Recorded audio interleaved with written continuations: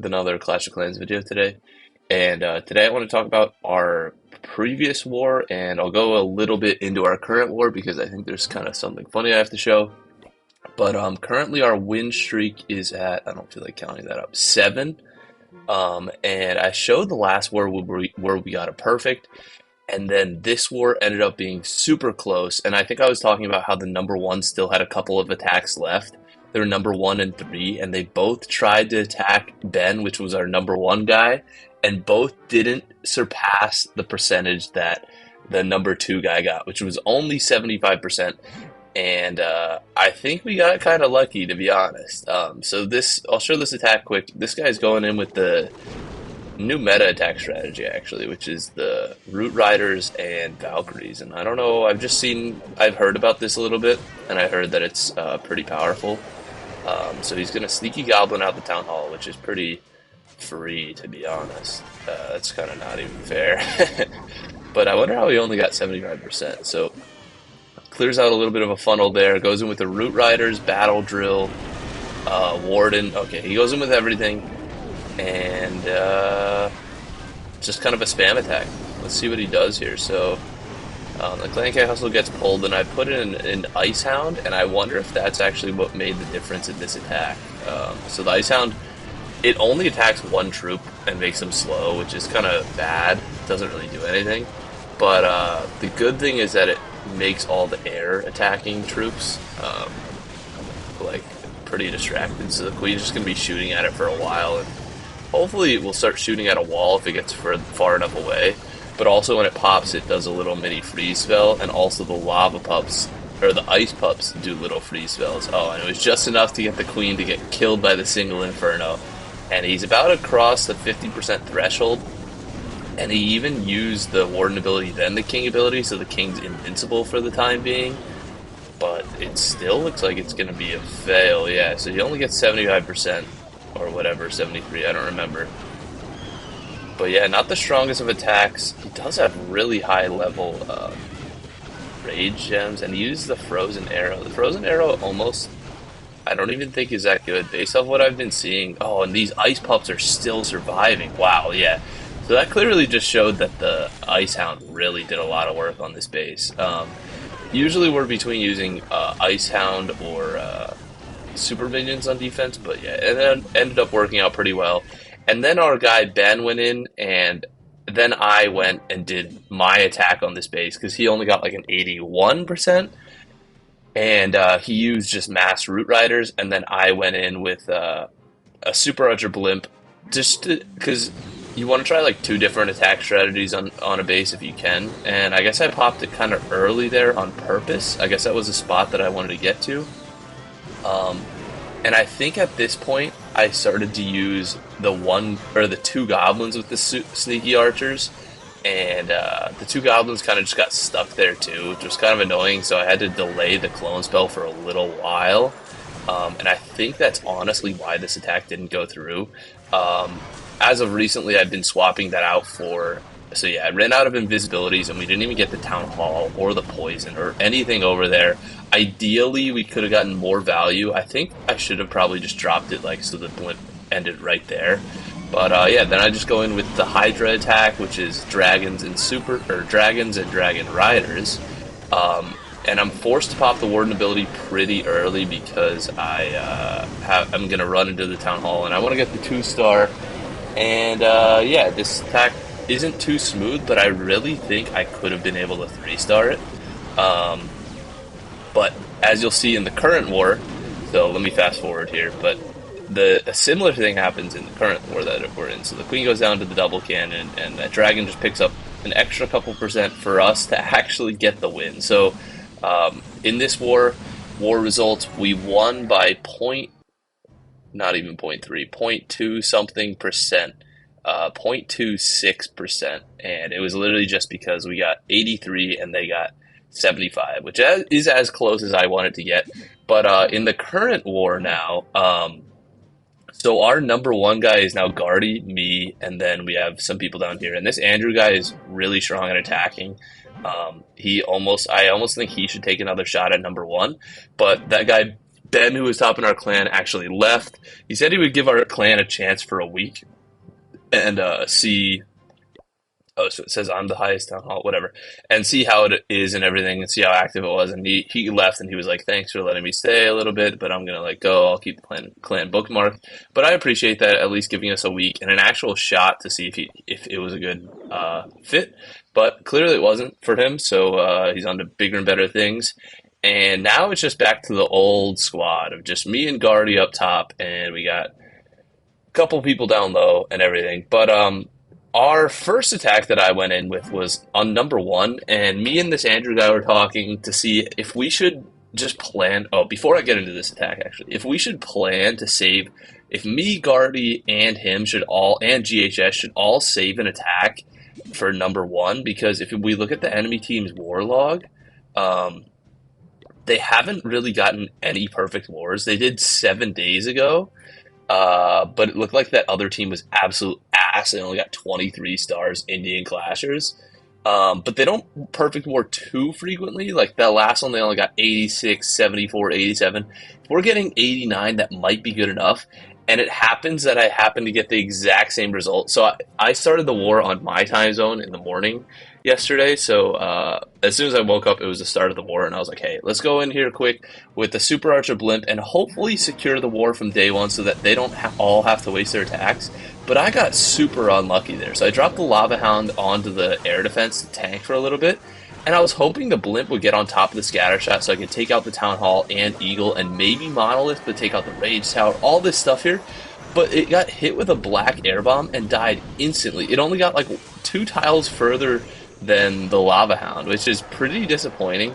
And the Super Archers then had to shoot through a wall, but I stopped carrying the Goblin with the Super Archers, so ideally with Super Archers what you want to do is you want to carry 3 of them and then a bunch of Spacer Troops just in case what happened there happens and they pop early and then a scatter shot comes in and kills them. So if you have the Spacer Troops, it delays them coming out for a little bit, but I kind of risk it, so I use 4 Super Archers, and I'm like, fuck the Spacer Troops, like, I'll risk it all every time, because realistically, like, I might as well risk it all on a base like this, and every base that I attack, because I feel pretty confident in my abilities, and I want to get the most optimum value. So with 4, then when you clone, you get some extra, like, you just get an extra amount of Super Archers, and for some reason they still didn't die, even with an unexpected Blimp pop, so I'm still not too concerned with that.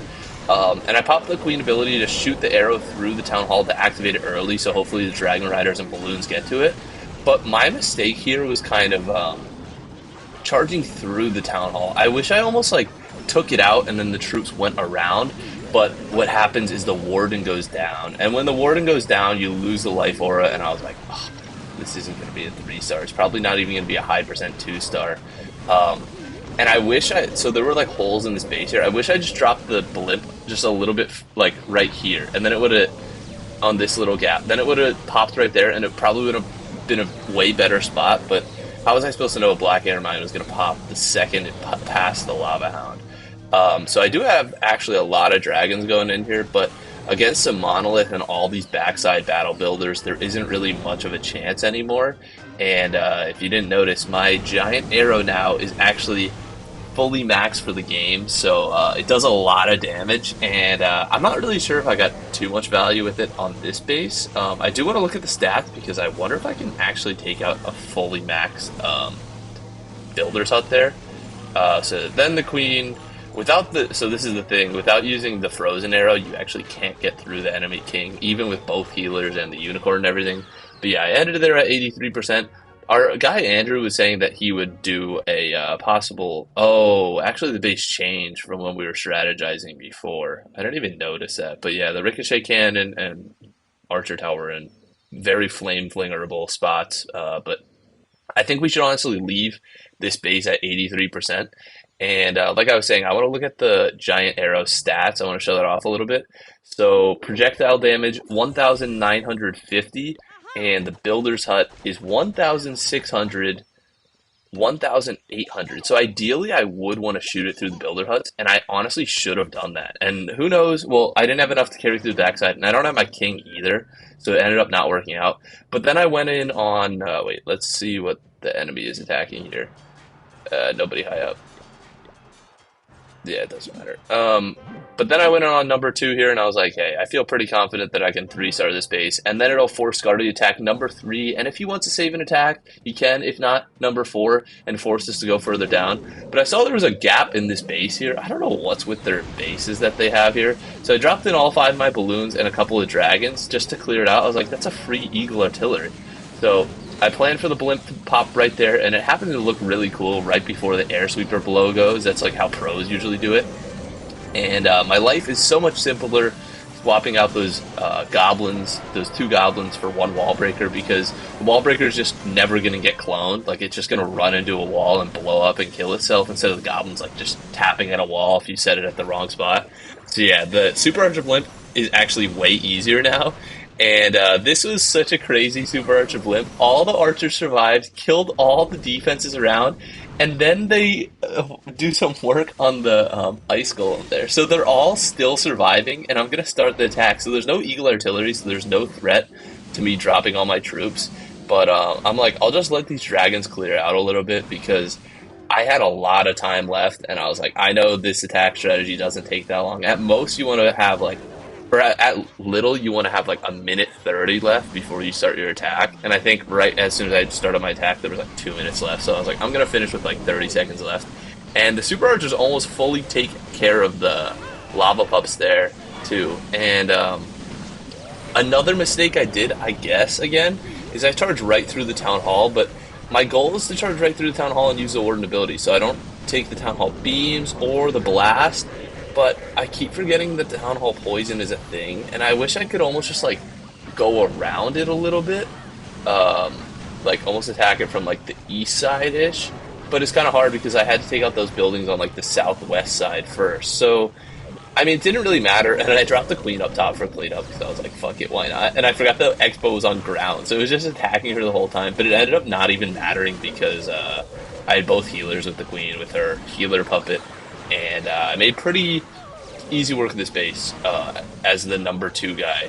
Well, I guess I was attacking my mirror, to be fair. But hopefully we can three-star to number one. I think our main concern is not having enough depth through the bottom of bases, because there are a lot. So number 13 is a Town Hall 13, and our number, I guess 13. So it's the same amount of Town Hall 13s, but I think that's where we're usually weak and we'll lose a star. So I almost want Guardy to just take 3, 4, Magic to take 5, 6, whatever. So we just force everybody lower and we're okay. But we'll see how the clan war goes. And I do want to show this final attack. So when I logged on, I did my attack, and then I see this guy going an attack, and I was like, all right, cool. People are starting to do their attack. And he actually marked this base. I saw a little marker beforehand, so I was like, oh, this guy's such a cheeser. He's marking the easy base that has like a horrible layout. And then I just started watching his attack, and I am not even joking. This, I wasn't sure if he was trying or what. So he drops in the lava or flame flinger on top of an expo, on top of a ground expo. I was like, what? Literally any other side of the entire base, you get so much value out of that flame flinger, except for that spot, or like this spot. I was just like, what is this guy doing? And then he goes in with boulders and an ice golem, and takes out like 4 buildings, and the flame flinger starts getting targeted already. And I looked and I was like, that's half his army. And I was like, what? And I was thinking, this is single-handedly the worst attack I've ever seen in my life if someone was actually trying. And the question is, like, was he actually trying? And so he lures the clan castle, and then the clan castle, because he has no other troops, takes out the flame flinger. He wall breaks his E-Drags. I'm not exactly sure. And the worst part is he just drops all 5 healers just to sit there and look pretty. Like, that was it. I was like, no way. I was like, he did a whole ground-based attack and just chose not to do the healers. I was convinced that this guy was just being a dickhead, and I was like, oh my god, I cannot believe this. And I'll fast forward here because this is extremely painful to watch. I don't know where this guy came from or like what his attacks were or whatever. So his Warden goes to auto ability, I'm pretty sure. Who even knows? Like, at this point, you would be better off just dropping all your troops at once right in the beginning instead of like this strategic, unstrategic approach. And I'm actually a little bit disappointed that he actually got a star here, because he definitely did not deserve a star at all. And the Wizard Tower ends up taking the final E-Drag. But yeah, it was a 1 star 54% against this base. And I got to go into the story a little bit. So I was like, I sent a question mark because I was kind of angry. I was like, dude, what the fuck is this dude doing in our clan? And I said, what were you? I sent the question mark, and then he requested for troops and ignored me. And I was like, oh man. And I said, what were you doing? And he said, sorry, heroes were upgrading. And that just proves that this guy was actually trying with that attack. This is honestly the worst Clash of Clans attack I've ever seen in my life. And I was saving this replay because I don't know what he does for this one, but if he does the exact same thing, I will just instantly kick him out of the clan here. But I was saving to watch this so I could get a live reaction. So it looks like he's going in again with Flamefinger from the bottom, and he's not dropping it on top of the Expos, which is way better start than last time. And he actually has his heroes up now. That is so strange. He has his heroes alive now, but in the last attack they were upgrading, so you must have gemmed all of his heroes or whatever. I was about to kick him right after that attack, but I was like, I'll kick him on video. But now that I see he actually just like committed to gemming his heroes, like, oh, this is still such a horrible attack. I don't know what he's doing. But it's like, you might think like, oh, maybe you don't want to kick someone like that. Okay, this is just so horrible. I'm like, I never kick people based off performance, but like when someone just attacks and just like tries to take advantage of the clan or whatever, or just like get their star bonus, like, and just doesn't even try, I kick. And like I see that maybe he gemmed his heroes up or something, or maybe they were just like dead from an attack before. Who even knows? But yeah, this is such a horrible attack again. Like he goes in with like every troop, ground and air, which like doesn't really work, and goes in with like a couple E-drags. But yeah, so I just feel like, okay, let's go visit his base because I don't want to make the wait. So his heroes are upgrading. I'm so confused on what happened there, if he gemmed them or not. But yeah, I mean, there's so many other people that watch these videos that I think would love to be in the clan, and to have someone like this take up a spot in the clan, I think is a little bit disappointing. So I'm gonna kick him out, and hopefully someone else will join right away because our clan is always full. So I'm gonna kick him out, and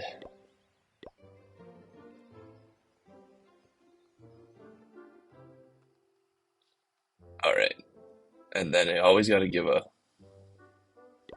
sorry, man, and then hopefully we'll get someone joined in the next couple minutes. If you don't know, watch his attack on number